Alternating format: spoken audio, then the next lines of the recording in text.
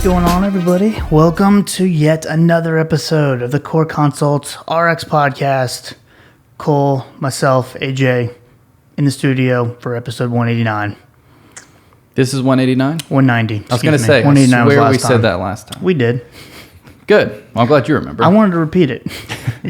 I like that number for some reason. We're not redoing an episode again. No, we just did that. No, we would have to just scrap that. We've already done that one time this month. We have. Or last month, whenever that was. Yeah, so we're good for the next 4 years on repeating episodes. Yes. Yeah. Right, AJ? Skip.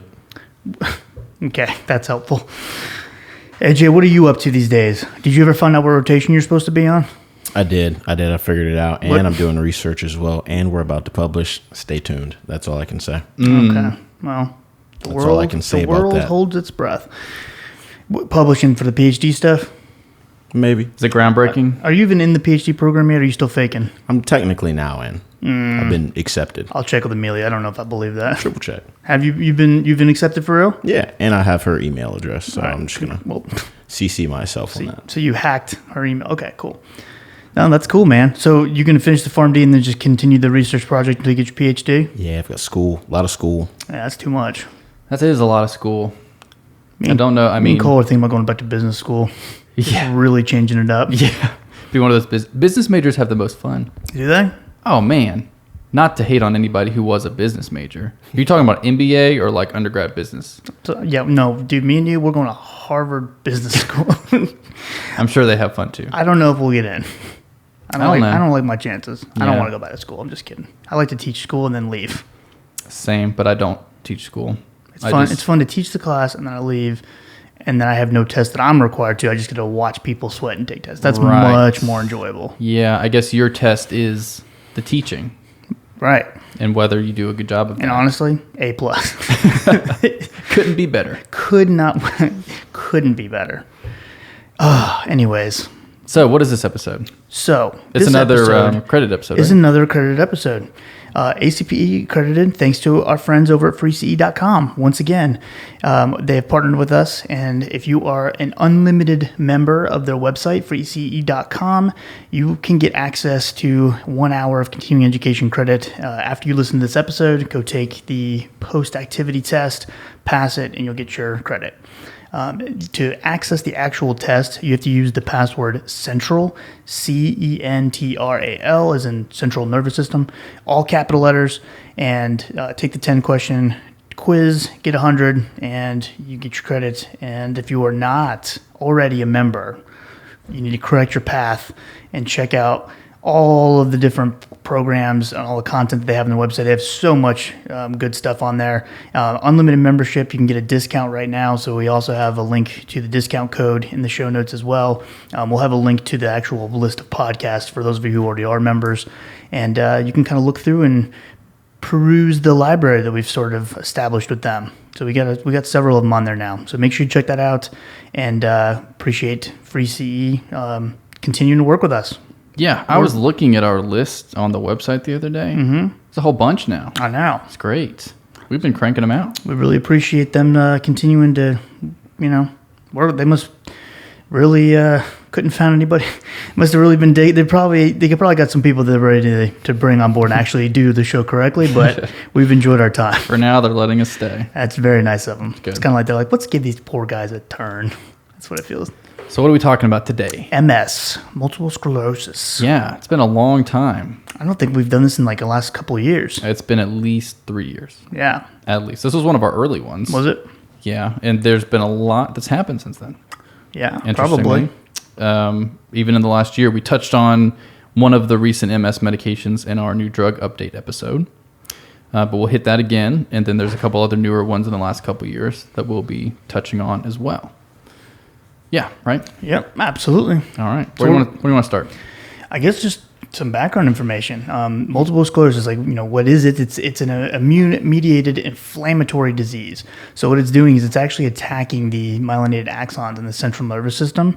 It destroys the myelin and the axon, and various degrees of damage, and eventually, in most cases, the disease kind of follows this sort of relapsing, remitting pattern. So you get these like sort of short episodes of neurologic deficits, and those kind of resolve completely, or at least almost completely. A lot of times, you don't quite get back to your original baseline, and then you'll eventually kind of have another relapse, and then again it sort of slowly progresses in that fashion. Now there are cases where patients will just have a progressive or secondary progressive deterioration, which obviously is much worse prognosis and much worse quality of life for the patient potentially, and we'll kind of touch on that a little bit later too as far as the medications. But the true like foundation and cause of MS, it's not 100% known. They think it's some genetic susceptibility, could be certain, non-genetic triggers, whether it be some sort of a viral infection or something along those lines, some kind of a deficiency in certain vitamins or things. And then, has this sort of self-sustaining autoimmune disorder sort of complexity to it that makes it a very, very complex disease state. It is pretty complex, and we'll get into some of the classifications, the 4 classifications of it. Mike touched on a couple, but I think the main thing to point out and to highlight that Mike said is it's progressive. It will continue to get worse. We have some medications that can delay the progress, but we don't have a cure for MS. So in about 30% of patients, there's going to be significant physical disability within about 20 to 25 years. So it is a pretty long period of time. Like Mike said, in some instances, there is periods of good followed by relapses, whereas in some other instances, it's just progressive loss of kind of sustained physical decline. So there's a lot of signs and symptoms, as you can imagine, related to the neurologic deterioration. So we're going to touch on those. And then at the end, we're going to talk about some kind of ancillary medications that aren't specifically for MS that can help with some of these signs and symptoms. So sensory loss, paresthesias is usually an early complaint. Patients can also have various spinal cord symptoms. So motor symptoms would be muscle cramping. That's usually caused by spasticity that they have. They can also have autonomic symptoms like bladder and bowel incontinence, as well as sexual dysfunction. That's very common. Cerebellar symptoms, they can have something called the Charcot triad of dysarthria, or they might describe that as scanning speech. And you may recognize this, but it's like if a patient is kind of saying a word piecemeal, syllable by syllable, and there might be different emphasis on different syllables with pauses in between, so just difficulties in speech. Also nystagmus of the eyes and an intention tremor. Optic neuritis can occur over time. Trigeminal neuralgia, so bilateral facial weakness. Focal myokymia, irregular twitching of the facial muscles, may also be a present symptom. Various other eye symptoms like diplopia, heat intolerance, nerve pain. So they can have chronic pain syndromes. This is very common, 30 to 50% of patients. So a lot of times there's medications that we'll give to help with the kind of central pain that's coming from the breakdown of the neuron. Depression, very common.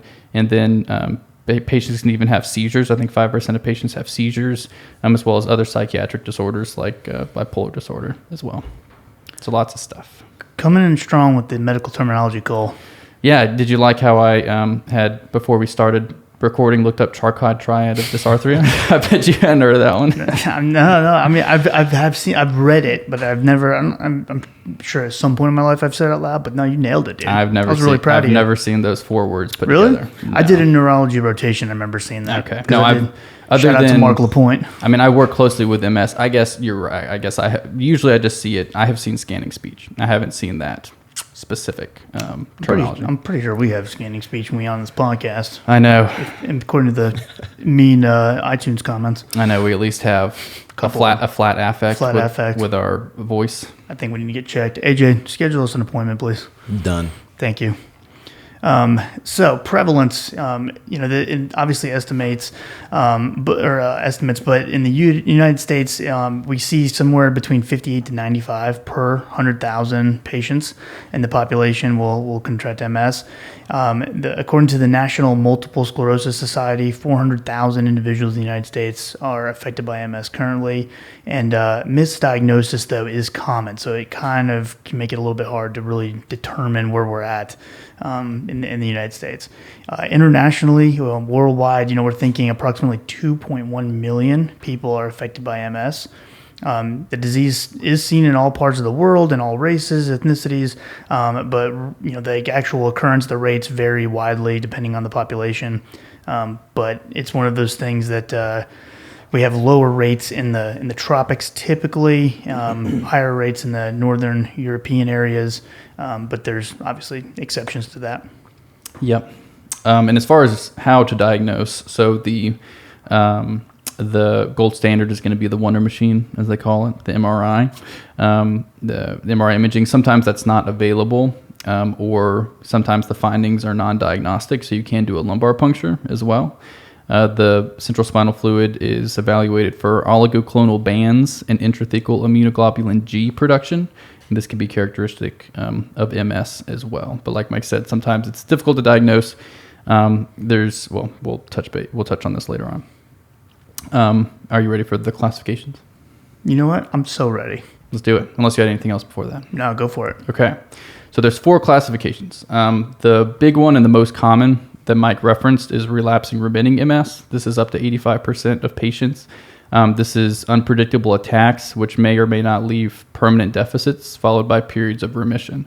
It's still going to progressively, their disability is going to progressively worsen, but not necessarily at any sort of specific interval that is consistent. It's going to be sort of random, that they're going to have a relapse, and then they're going to stay the same for a while, then relapse, and along with every relapse probably comes some progression of the disease. Then in less commonly, we have 3 other subtypes. We have progressive relapsing MS, which is more of a steady decline in function with superimposed attacks along that line of decline. We have secondary progressive MS, like Mike mentioned. Usually it starts with a presentation that is like relapsing remitting MS. Then it suddenly begins to decline without periods of remission and relapse kind of consistently. So it starts as relapsing remitting and then almost turns into a primary progressive presentation. Primary progressive is gradual progression of the disease from the onset, no relapses and no remission, just consistent progressive decline. That one's probably one of the tougher ones, I would imagine. Absolutely. So there are some things that can be kind of misdiagnosed as MS. So the differential diagnosis is obviously pretty important. Just to kind of throw some out there, we won't go deep into this, but just some examples. The main differential diagnosis that we should be looking for when we're evaluating a patient that potentially has MS would be any sort of like a spinal cord neoplasm, so astrocytomas, things like that. Patients that have sarcoidosis could also be misrepresented as MS. Cerebral autosomal dominant arteriopathy with subcortical infarcts and leukoencephalopathy. All of that is one disease state. Also can be looked at and thought to be MS in some situations. Right. Certain like extreme vitamin B12 deficiency, so the subacute combined degeneration of the spinal cord due to that B12 deficiency. Progressive multifocal leukoencephalitis, vasculitis, and it kind of goes on and on. But obviously, this is where the specialist is going to be taking over, probably even much further than that, or much earlier than this. But they're going to definitively say whether or not the patient truly has that. Yeah, more than likely, these patients will not be managed in primary care for very long. You'll refer them to a specialist. I mean, you can follow the primary care providers can follow up with them and monitor and that sort of thing, but they'll probably still follow up with a neurologist for the duration of the disease. Though it's not a immediately fatal disease, and so if a patient has an issue with medications or medications are getting switched around, it's a progressive long-term disease. You mentioned PML. Mm-hmm.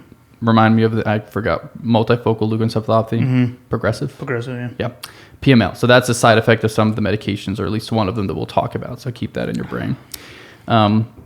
A subgroup or two subgroups of relapsing remitting MS can happen. One is clinically isolated syndrome. It's a single episode of neurologic symptoms, and it's sometimes labeled as possible MS. So it's an isolated situation of symptoms that are significant for MS, and they might call that possible MS. You might see that referenced on like an algorithm that you see on UpToDate or something like that. There's also benign MS. So this is interesting. So patients have almost complete remission between relapses. So they have a relapse and then it almost goes back to baseline or complete remission. 15 to 20 years after diagnosis, they have little, if any, accumulation of physical disability. So a diagnosis of benign MS too early during the course of the disease is discouraged, since MS can definitely worsen.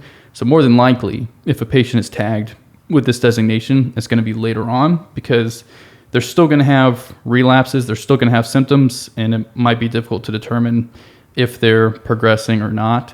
So probably later on, when you see that they aren't, even though they're having relapses, you might say that they have benign MS. And to truly diagnose MS is a complex process, but there is something called the McDonald criteria for MS diagnosis, which was first developed back in 2001. It has been most recently kind of revised as of 2017. And I won't go through all of these because it's available online. You can check it out. But basically, it gives you some guidance as far as, for example, from a clinical presentation standpoint, if the patient has 2 or more attacks, objective clinical evidence of 2 or more lesions with reasonable historical evidence of a prior attack, the additional data needed for the diagnosis is none. Basically, the clinical evidence at that point will suffice. Additional evidence, like a brain MRI is desirable, but needs to be consistent with MS, but you don't need necessarily additional studies. And then it kind of just gives you various, if the patient's had 1 attack and objective clinical evidence of 2 or more lesions, things like that. It kind of just walks you through various potential situations to see. And when they say an attack, it's basically a neurological disturbance, and it's typically the kind that you would expect to see in MS. And it can be documented either by subjective report or the patient's objective observation of the situation, but it must last for at least 24 hours. So you'll hear people talk about pseudo attacks or single paroxysmal episodes, and those need to be excluded because that's not going to actually indicate a true MS attack. And those are considered to be separate attacks. At least 30 days must elapse between onset of one event and onset of another to truly be like 2 different events. So again, check out the McDonald criteria for MS diagnosis if you're interested. It's freely available, but it goes to looking at cerebral spinal fluid specific oligoclonal bands, like Cole said, and basically just all the different potential situations. Yep. I don't know if I've asked you this before. Have you seen The West Wing? I've seen like commercials. I've never watched it. Are you familiar with it? Not really. So it's a political drama from the 90s. It's very good. I'd recommend it. It's on Netflix. At least it used to be. It's a good show. AJ, do you concur? It doesn't sound good, but I'm pretty good at judging books by their covers. And so That's all the information he needed. You just need to know the title, and that's it. That's why I have AJ around to tell me. It is actually good. So I'll give a spoiler. So anybody who hasn't watched it, who wants to, which would probably not include you two, right? Close your ears for a second. But the president, because it's a political drama, they come to find that he has MS. He actually had it for a while and hid it from the public during his campaign and after he was elected. And I remember before I think it might have been in pharmacy school. It might have been pre-pharmacy school that I was watching it. No clue what MS was. And I thought it was so strange that he would randomly just have like an attack. And I remember that his wife was a doctor and she would inject him with beta-seron, which we're obviously going to talk about. But he had relapsing remitting MS. And it's probably a pretty good PSA for MS. I don't think very many people were probably familiar with it before that. Did he really have MS or was he acting?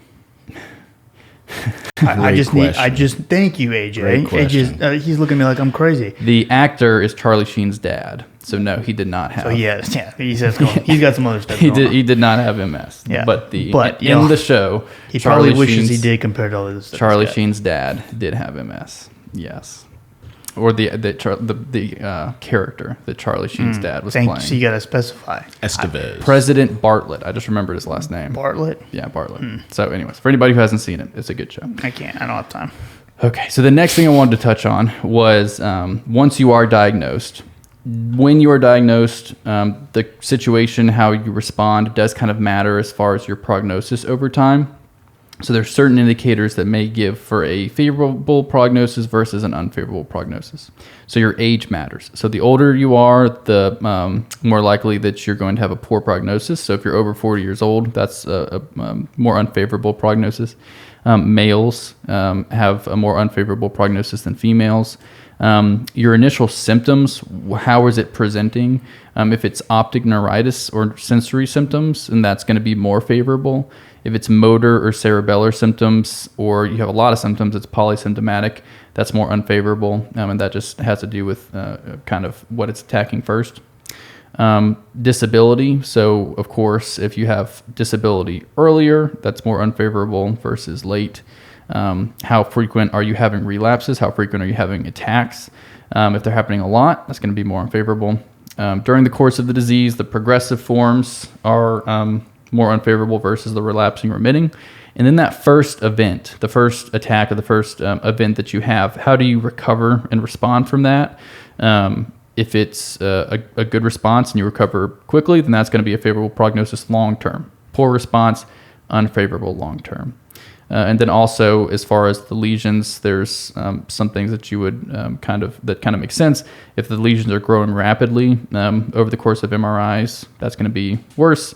If it's a single lesion, that's going to be better than if there's multiple lesions. So there's certain things that they can look at to kind of assess how it's going to progress and whether they have a more unfavorable prognosis over time. Good stuff. Can jump into the meds? Yeah, I think we're ready for it. Anything else before that? Nope. AJ, anything else? You lost me at the primary focal leukoencephalopathy. Okay. Oh, he's Googling. Lost at the PML. AJ, well, we'll circle back to it. Yeah, we'll come back to it. We're not gonna. We don't use that term in this podcast. Circle back. That We'll drives me return to crazy. it. Yeah, we'll circle back to that in another meeting. I know. That's I the know. worst. I'm like, let's just deal with it now. Yeah. How about we just finalize it and then we don't have to go to That is another like meeting. classic meeting terminology. Oh though. yeah, You hear about it all the time. Just because people watch TV, they watch West Wing, and they go, "Oh, that's how." That's how people act. They watch And AJ then on they West just, Wing. They just do it in real life, and they think, "I'm a businessman." Yeah. What's And a in better reality- term for that? I'll get back to you on that. I'm super lazy and I don't really know the answer, and I don't feel like looking it up right now, so I'll come back and do it later when I feel like it. Meetings. I don't think either of us are meeting people. Oh my gosh, I literally can't wait to miss every meeting that I'm ever invited to. I will say that some small percentage of meetings have a purpose, But very small, but the vast They are. majority of meetings, are a complete and utter waste of time. yeah. Yep, absolutely. It's insane. Now, of course, I'm not talking about my department. I'm talking about cold. I'm just saying in general. No, I know for sure. I mean, I'm talking to jobs that I've had in the past. I mean, it's just like, Of course, not my whatever. current job. No. Well, Previous jobs. It's definitely, I feel like I'm pretty open about my anti-meeting, rhetoric. Yeah. So yeah, it's very prickly between us, me and You and meetings don't have a me and great work. relationship. No. I'm like, email me that. We got stuff to do. We're trying to cure Hep C, fix diabetes. We're gonna sit in a room and eat carrots. It's so annoying. Anyways, that's my first order of business when I'm president. Is I'm canceling every meeting in the whole country. That was more- oddly no more specific. meetings. Carrots. I know. What's with the carrots? I don't know. You always have like a veggie tray or some stupid thing. You gotta waste 8 minutes you doing that. You got good meetings then, dude. With ranch? Yeah. Yeah. Or Is there celery? probably? I mean, With dude, ranch? Nice, dude. It those must are be like nice. $10 at Harris. I don't know what you guys are That's doing. my kind of meeting. Oh my gosh. Listen, I don't get food at my meetings. Cool. Lunch and learn. First I know. Cole won't spend 80 cents on shrimp with his hibachi. Now he won't splurge on the vegetable tray out of the almost expired section. You of know the what I did though? You inspired me. I decided last time I got hibachi to do fried rice instead of white rice and pay the extra 50 cents. Well, how'd that feel? Liberating, right? It was pretty good. I mean, You're it still hurt. recovering. It hurt to think about, but it tasted good. Still recovering from that one. Yeah, I would not be able to get the money out of my pocket fast enough. Oh, I'm going to improve my meal? Yeah, let's go. Do you do double meat? Dude, I just see what I'm feeling that moment, and I just do it. I don't even think about it.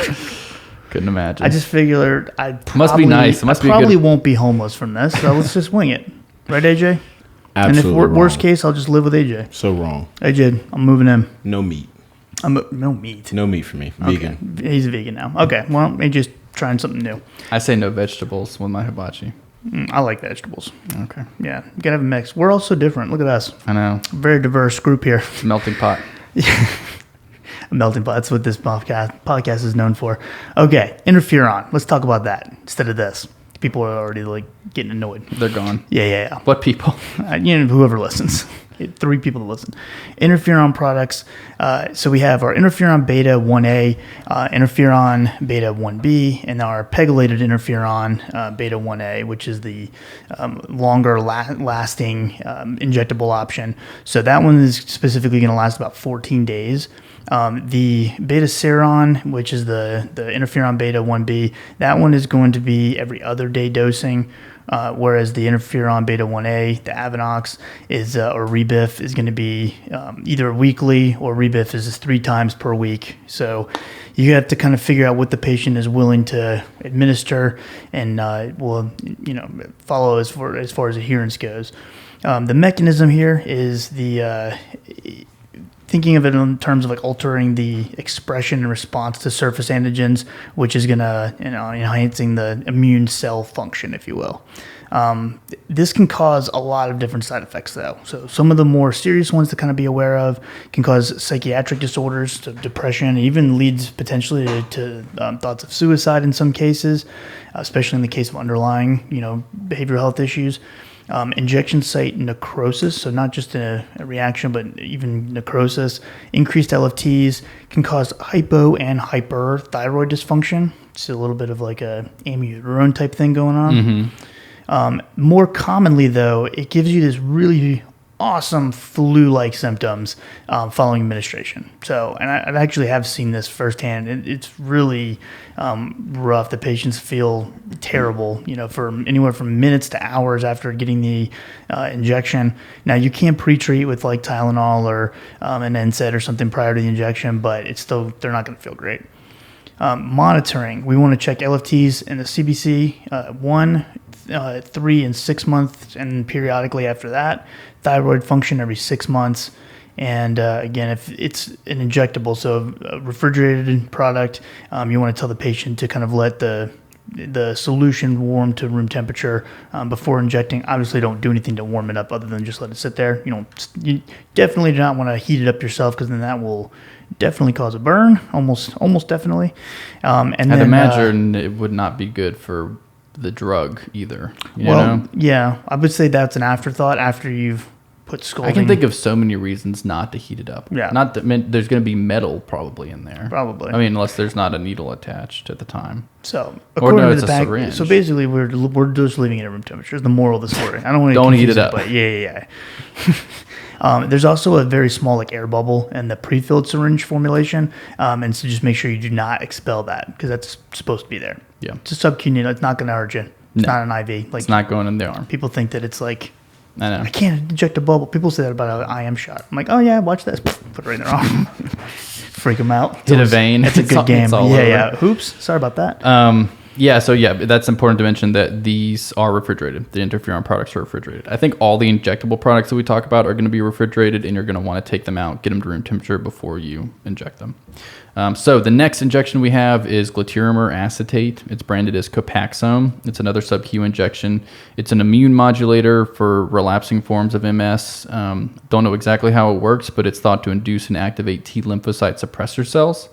There are some warnings to be aware of. Lipoatrophy as well as chest pain. It can cause both of those. Injection site reactions are pretty common. Also increased risk of infection, diaphoresis, and trouble breathing. Instruct the patients to rotate the injection sites, so it can be injected in the tricep, in the abdomen, in the thighs, even the hips if need be. So they recommend rotating those sites, and that's going to decrease the risk of injection site reactions as well. Yeah. It's a lot of options for administration. Don't really think of the hips too often. But no, that seems awkward. Yeah. Probably actually the least least painful though. You get a lot of There's a lot of meat there. yeah. I like how you said the mechanism. We don't really understand. It made it sound like you just were like too lazy to look. Look, like, I don't really know how that works. And Lexicomp's down right now. But then I listed it. You did. No, I was just said kidding. Because what you would have really done is grab your Pearls app. And when I say we, I didn't mean me and you. I just Right. meant the In community general. at large wasn't 100% sure. Right. This is what they think. Exactly. This is what they think. But if you're in that situation, just like Cole was, make sure you use your Pearls app. They're always sponsoring our podcast. So big shout out to them. www.pearls.com/CoreConsultRx. Sign up for your free membership. Check it out. You will not be disappointed. Probably. I like it. Cole likes Definitely. it. And does a really good job. Lots of new stuff they just added. Smoking cessation, asthma charts, asthma guidelines, and treatment algorithm. Really, really good stuff. So check it out. Thanks to Pearls for sponsoring us as always. I should mention, going back, that whenever I say we think something, of course, I'm not talking about me and you. I'm the mouthpiece for the medical community at large. So I speak for the medical community. I speak for every single one in the community. People want me to do that. I just feel as though that should be my role.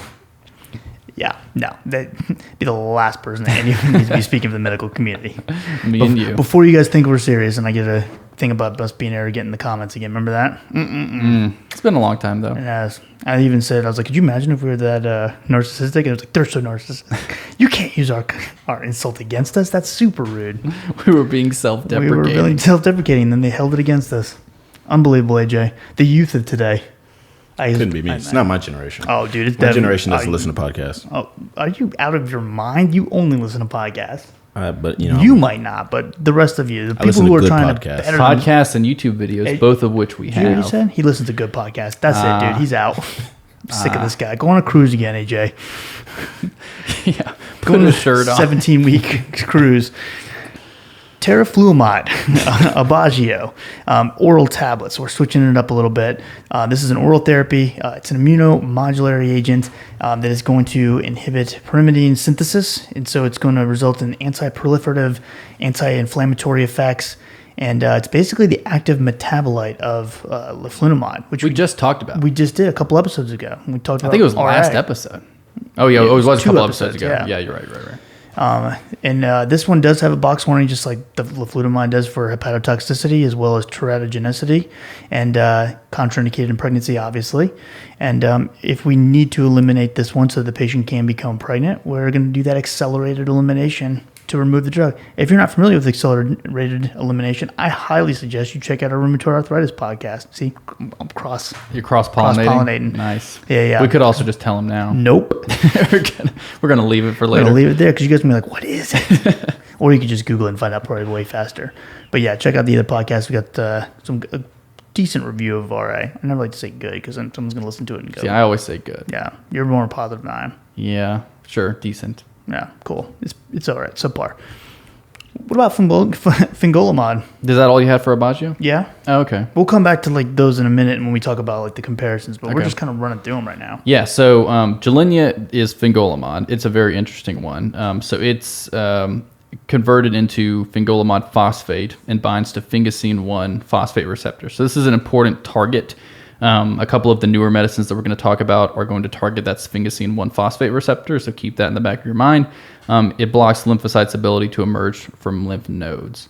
So there is one pretty important thing to note if you're going to prescribe Gilenya, bradycardia. So it can cause significant bradycardia, sometimes leading to heart block. So patients must be monitored for at least 6 hours after their first dose, and an ECG is required at baseline. So they'll call this the first dose observation.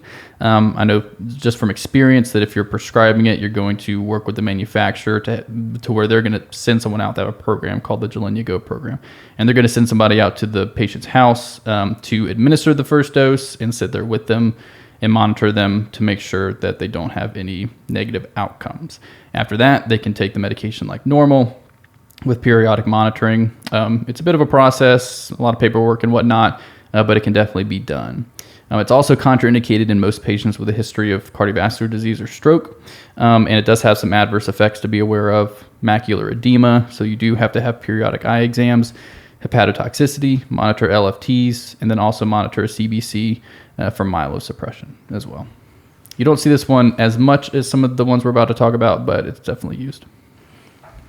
We also have another oral capsule option, which is dimethyl fumarate, or Tecfidera is the brand name.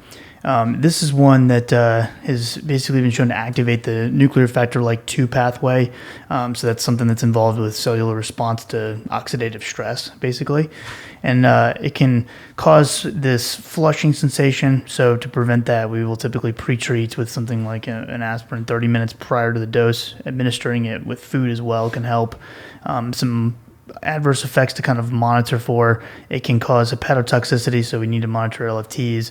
It can cause neutropenia, so we're checking CBC and monitoring that. That is reversible if you do start to develop neutropenia. So we have some room there if we do have some adverse effects, but just making sure that we're keeping an eye on the patients. I would definitely say that this is the most common oral agent that's used, so it's used pretty frequently, especially for patients who don't want the injections. That flushing is significant, and that is a good way to prevent it. There's also a cousin that was approved not too long ago of Tecfidera, branded as Vumerity, diroximel fumarate. And it's supposed to, they advertise that it has less flushing and kind of less overall side effects than Tecfidera. Usually, a patient, well, at least this is just my experience, usually they'll start with Tecfidera and then maybe be switched to Vumerity, just from what I see. But it's out there, and both are available, and it might have a decreased risk for flushing. Is there any insurance-like issues with that? Like, do they have to start with Tecfidera first? I think it's because, here's the reason now that I'm remembering. I think Tecfidera is generic. Vumerity's not. So they will prefer that you start with the generic Tecfidera, and then if you don't tolerate that, then they'll have you switch to the branded Vumerity. And that's what it is, the tolerating it? It's a tolerance thing. Is there a difference in efficacy that you've seen? No, not that I'm aware of. Okay. A lot of times they'll want to switch to the brand Tecfidera because apparently there is less side effects with the brand versus generic. It's one of those things. But a lot of times insurances say no, and they say you have to try Vumerity first. Yeah. That's what I see. Cool. How often do you deal with MS drugs at your clinic? Me personally, not as much. I see it a lot, but a colleague does it all the time. Oh, it's like a full-time deal. Because you do more like epilepsy and migraine. I do epilepsy, migraine, but I cover for MS a lot, so that is why. That's cool. Yeah. So those are oral options. I think we'll touch on a couple more later, I think. So there are IV options. So what we've talked about so far are sub-Q and oral. IV options, there's Tysabri. Is that how you say that? Mm-hmm. Tysabri. Natalizumab. It's, like I said, an IV infusion. It binds to the alpha-4 subunit of integrins expressed on the surface of leukocytes. So this is what we are circling back to, which is the PML, the progressive multifocal leukoencephalopathy. So it has a box warning for that.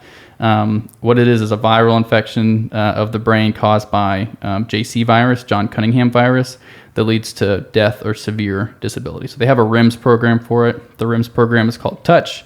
Some adverse effects to be aware of with this would be infusion reactions, also fatigue, depression, abdominal and back pain. It's important to counsel people with MS considering this because discontinuing it can put you at an increased risk of relapse or even MRI detected disease activity within 6 months of discontinuation, which I think is pretty interesting. Yeah. Well, and this is one that they've also used in treating Crohn's, but it was the last guideline update removed because of the PML risk. Remember we talked about that? We did that not too long ago. Mm-hmm. Yeah. But so that's one that definitely, I think, fallen out of favor a little bit compared to some of the newer, better agents. We do have another IV option, which is I always butcher this word, alemtuzumab, Lemtrada. This is also an IV, like I said. It's going to bind to CD52, which causes an alteration in the number as well as the proportions and properties of some of the leukocyte subsets following the treatment and the infusion. The dosing is basically given, the first treatment is given 12 milligrams per day via IV for 5 consecutive days. The second treatment is going to be the same 12 milligrams per day IV for 3 consecutive days administered 12 months after the first treatment course. So adverse effects, obviously, infusion-associated reactions are going to be the big one. Over 90% of patients have those. And, or other adverse effects are just like standard headache, rash, nausea things. Can you imagine if you were like one of like the less than 10% of people that didn't have it? You're just like, fine. I know. Feel great. Better than you guys. Yeah. Y'all all got this rash. That's some solid bragging rights. Just hanging out. Yeah, I would definitely talk trash at the clinic. But there's some way to kind of prevent that, right? There is. We can pre-medicate. Wait, I like how you got me on track. That was good. You're like, if I remember correctly, there's some goals like stop talking. Pre-medicated with, you can use high-dose corticosteroids and, very high dose. We're talking like 1,000 milligrams methylprednisolone or the equivalent. Huge dose. Yeah, it's a solid dose. I feel like you would be up for like 4 days. I know. But if you had any, you know how old guys are always talking about their tennis elbow? I guess. What do they always say? They've got tendinitis. Yeah, old Southern guys they always got tendinitis. My dad's always. I don't hang out with them. I'm just kidding. I'm related to two. Oh, that's cool. My dad, they've always had tendinitis, something like that. I have a feeling that would just fix you for a while. Oh, yeah. No swelling. Well, nothing. you'd be swollen just everywhere else because of all the fluid retention. That's true. You'd be like, I have diabetes now. There is an increased incidence of herpes infections that we're seeing during this clinical studies that were done. So there is some talk of like administering herpes viral prophylaxis starting the first day of treatment and continued for at least 2 months after completion of treatment or until the CD4 count is at least 200 cells per microliter.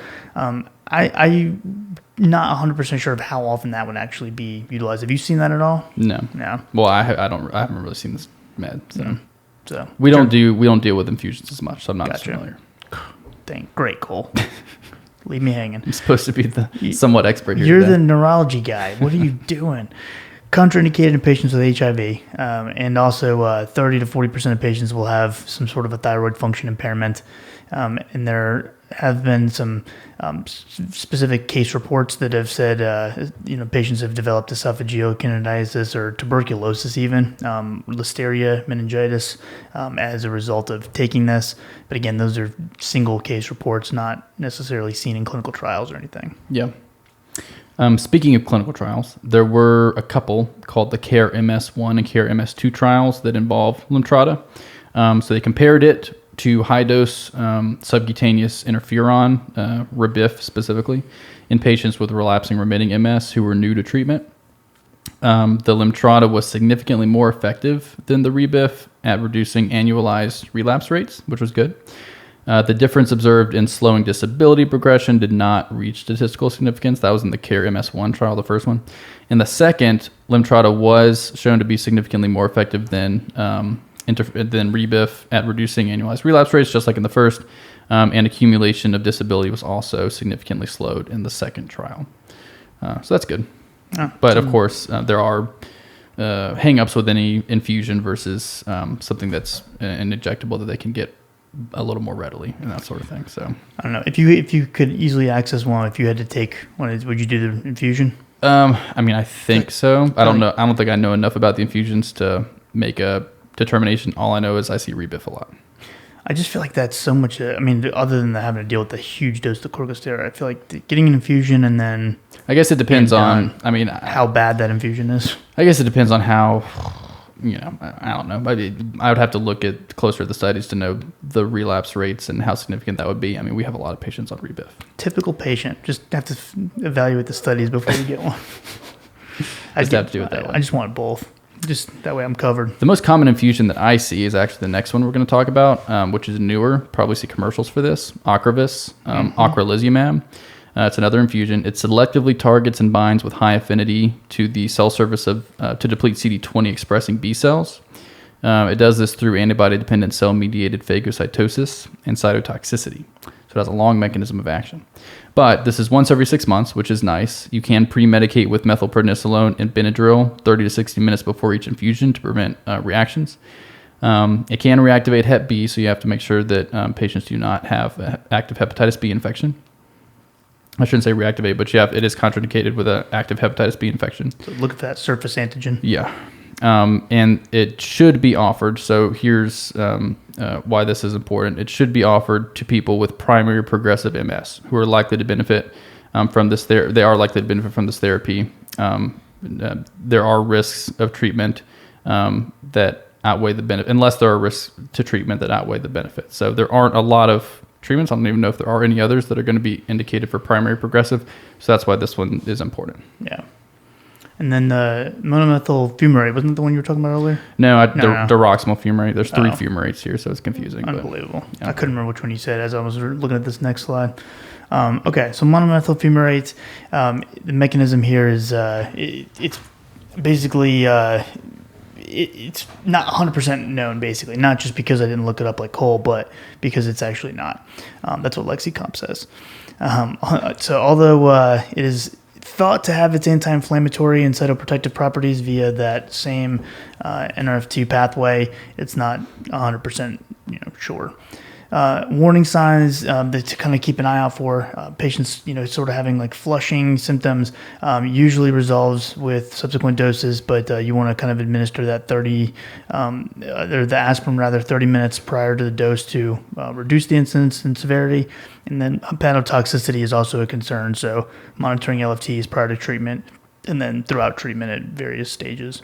Other common adverse effects, the GI issues, so diarrhea, nausea, vomiting, and then also infection risk can go up a little bit. Yes. So there were 4 drugs that have been approved since 2020. The monomethyl fumarate is one, Baffertam. Another is Zeposia. Its generic is ozanimod. So I referenced earlier that we were going to come back to those sphingosine 1 phosphate receptors. Here we are. We came right back to it, just like I promised. So ozanimod has high affinity for sphingosine 1 phosphate receptors 1 and 5. I think the previous one we talked about was just one. Receptor 1. It similarly blocks the lymphocytes' ability to emerge from the lymph nodes. It does have some significant warnings. So AV block, it may result in transient AV conduction delays, and then bradycardia. So a transient slight decrease in heart rate, usually less than, this is what's been shown, less than or equal to 1.2 beats per minute may be observed about 5 hours after the first dose, with another transient decrease in heart rate upon dose titrations. So not a significantly large, 1 beat per minute, I don't think it almost sounds like it's not even noticeable, right? But it's there as a warning. Also some other adverse effects, increased risk for infection, as well as upper respiratory tract infection specifically. It does have some contraindications, which primarily relate to heart issues. So MI, unstable angina, stroke, TIA, decompensated heart failure that required hospitalization in the last 6 months is going to be contraindicated there, as well as a Mobitz type 2 second or third degree AV block, sick sinus syndrome, or sinoatrial block, unless the patient has a functioning pacemaker, as well as, and they just throw this in there, severe untreated sleep apnea, which we know that has all sort of risks associated with that, but severe sleep apnea, you don't want to use it. Also contraindicated along with monoamine oxidase inhibitors. Whew. So, not good for our cardiology patients. Not great. There was some studies that looked at the ozanimod, so the Sunbeam trial. Patients were randomly assigned to ozanimod 1 milligram, 0.5 milligrams, or interferon beta 1A. The primary endpoint was that annualized relapse rate, and patients treated with ozanimod for at least 12 months had a significantly lower relapse rate compared to the interferon. There was also the Radiance trial. A lot of sunbeam radiance, sunburst. They're very bright, very bright with their wonder why that expressive is. names. I don't know, it's kind of stupid, but I'm a truth teller. It's just like kind of corny. Just give it a rest. They analyzed ozanimod data at 24 months of duration, and basically it was the ozanimod was associated with significantly lower rates again of clinical relapses compared to the interferon beta 1A. So seems to be a solid option. Yes. Compared to our standard. So that's one of our newer ones. The third newer one that was approved in August 2020 is Kesimpta, ofatumumab. That is a tough one. Ofatumumab. Ofatumumab. I don't like that one. I don't like that either. So it's a sub-Q injection. This is not acting on sphingosine 1, but it's a monoclonal antibody that binds to the CD20 on some immune B cells and depletes them. It does have some adverse effects of upper respiratory tract infection, headache, and injection site reactions, and this can also not be given to patients with an active Hep B infection or patients who received a live vaccine within the last 2 weeks. Do you want to talk about this trial? Sure. So the Asclepios, I believe is what that is. Asclepios, ASCLEPIOS 1 and 2 trials.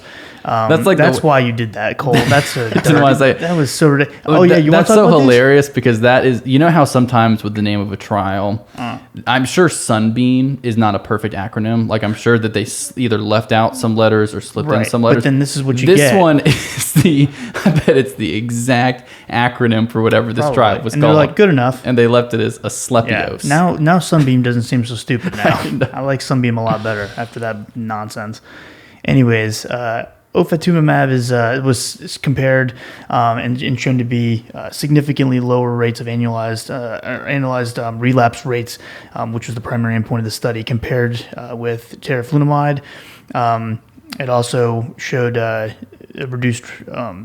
reduction in the risk of 3-month confirmed disability progression compared with teriflunomide, and it also had significantly reduced T1 gadolinium enhancing lesions and the rate of new or enlarging T2 lesions.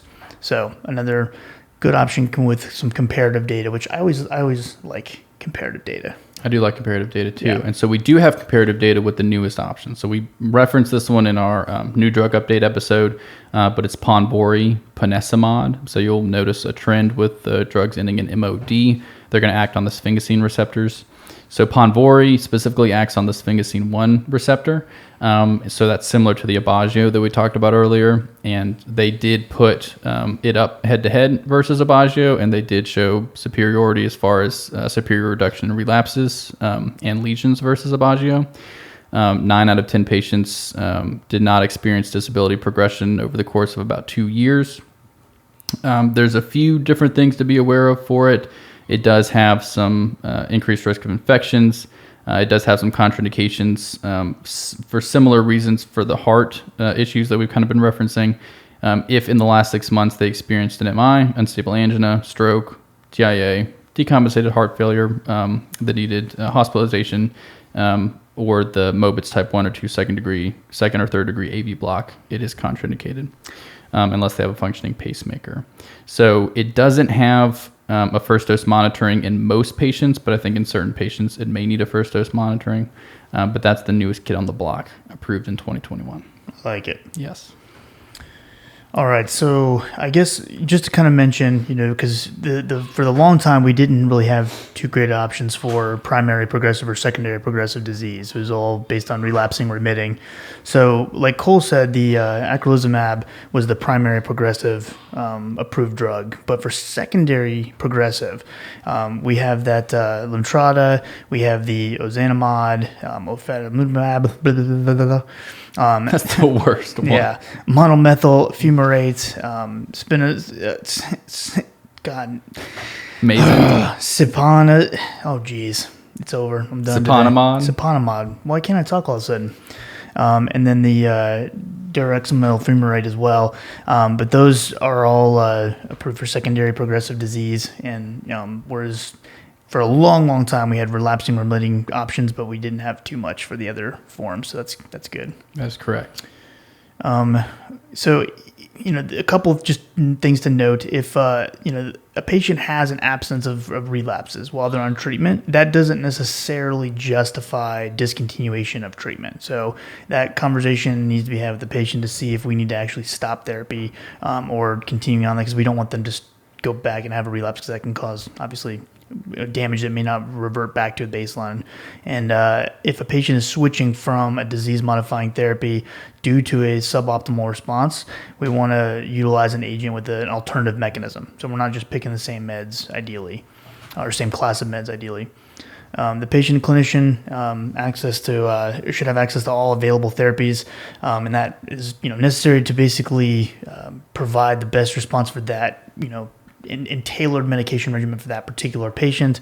There's a bunch of different patient assistance programs and things like that. Then usually these types of meds have clinics that have a staff of team, and a team of people that are doing prior authorizations and access to things like that. Yeah, there's a lot of good ways to get these approved, and you might have to follow a bit of an algorithm, but you're going to be able to get some from the insurance, I should say. But you're going to be able to get something for MS approved for sure. And as far as if you're beginning a patient on therapy for one of these, they call them disease modifying treatments, disease modifying MS treatments. If you have a definite diagnosis of a relapsing MS, you're definitely going to get somebody started on treatment.